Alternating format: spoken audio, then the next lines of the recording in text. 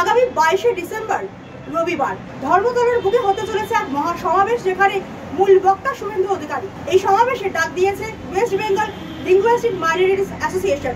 তার আগে প্রেস ক্লাবে হয়ে গেল সাংবাদিক সম্মেলন, সেখানে উপস্থিত ছিলাম আমরাও, অর্থাৎ টুডে স্টোরি। কি তাদের দাবি শুনবো। উপস্থিত ছিলেন সংগঠনের সভাপতি জয়ন্ত তিওয়ারি, চিফ প্যাট্রন অর্জুন সিং সহ অন্যান্যরা। দেখাবো সেই অনুষ্ঠানে বক্তাদের মূল বক্তব্য।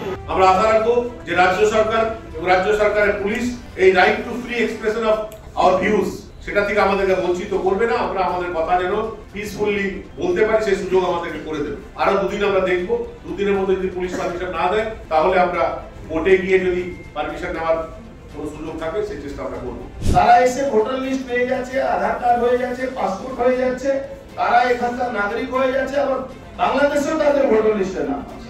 এই জন্য তাদেরকে গুরুত্ব দেওয়া হচ্ছে। এখান থেকে পরিযায়ী শ্রমিক আপনারা আইডিয়া করতে পারবেন না, খুব কম হলে শুধু উত্তরপ্রদেশে গ্রামে গ্রামে বাঙালি ডাক্তার বলে পরিচিত হয়। তারা বাঙালি বাবু ডাক্তার, তাদের বাড়ি দেখলে আপনারা ভাবতে পারবেন না 3 তলা বাড়ি আছে। মমতা ব্যানার্জি সংবিধানকে মানে না। মমতা ব্যানার্জি নিজের সংবিধান নিজে বানাতে চাইছে।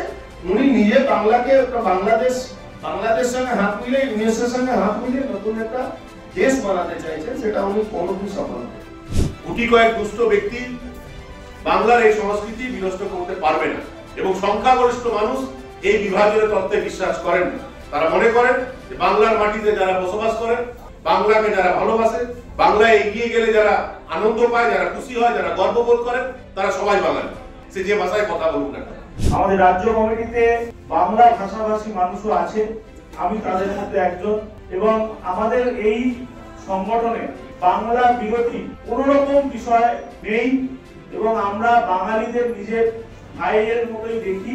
যারা এই অপপ্রচার করছেন তারা এই অপপ্রচার থেকে বিরত থাকুন, এটাই আমরা সংগঠনগতভাবে বলতে চাই।